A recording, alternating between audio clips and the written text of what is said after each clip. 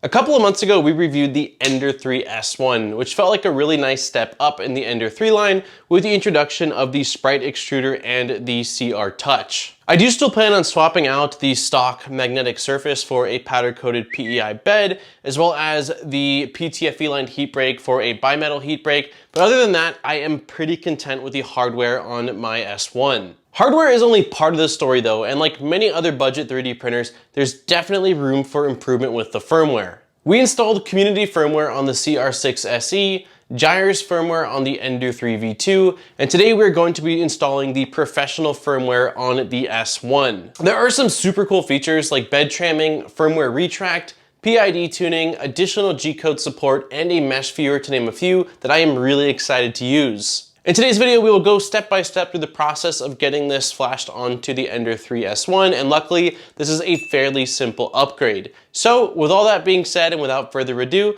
let's get right into today's video.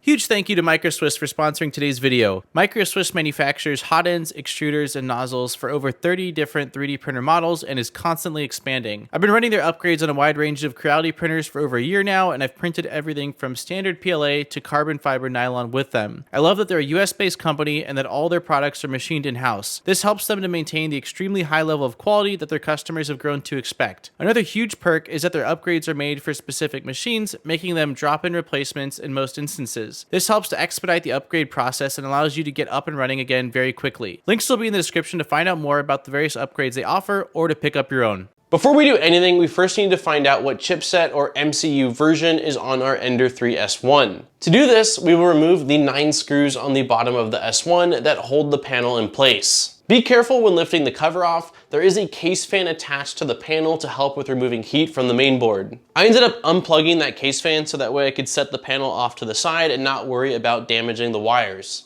With the cover off, we can now see the main board and can read the version of the MCU that came with our S1. The two versions are STM32F1 and STM32F4. I recommend writing it down or taking a photo of it so that way you can reference it later on. Once you know the version on your board, you can plug back in the case fan and install those 9 screws again. We won't need to access the board again.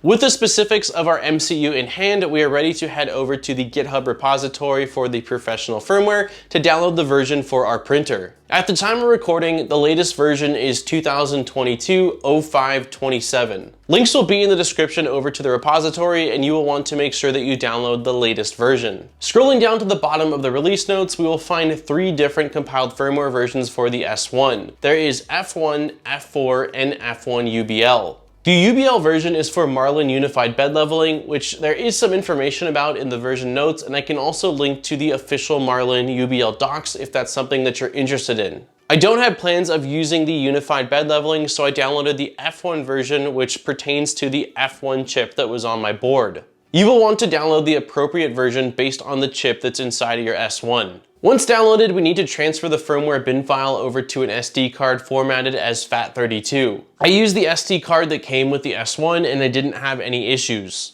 The .bin file needs to be transferred to the root of the SD card, and be sure that there are no other .bin files already on the memory card. Once transferred, eject the memory card from your computer and insert it into the S1 with the printer powered off. All that is left is to power on the printer and it will automatically flash that bin file, which should be fairly quick. In my case, it took somewhere between 10 to 15 seconds. If all goes well, you should be greeted by the professional firmware and have way more options and control over your S1 than you did before. If you run into any issues, double check that you downloaded the correct version of the firmware for the chip that's on your board. And I would also try either flashing or formatting the SD card or trying a different SD card altogether. Unless you're running another custom firmware, you should not need to update the screen to use the professional firmware. I've only been using the professional firmware for a little over a week now, but I've really been enjoying it, and the creator or the developer behind this does have a Patreon, which I'll have linked in the description down below. So if you do enjoy this on your S1 and you do want to support the development, that is a really great way to do so. I hope that you enjoyed this video and that you are now successfully running the professional firmware. This is one of the easier firmware installs I think I've done, even and the gyres had a little bit more of a step in the community firmware, so this should be something that you realistically can get up and running in no more than like 15 minutes. If you do have any questions about anything that I covered in this video, in this guide, or maybe did not cover,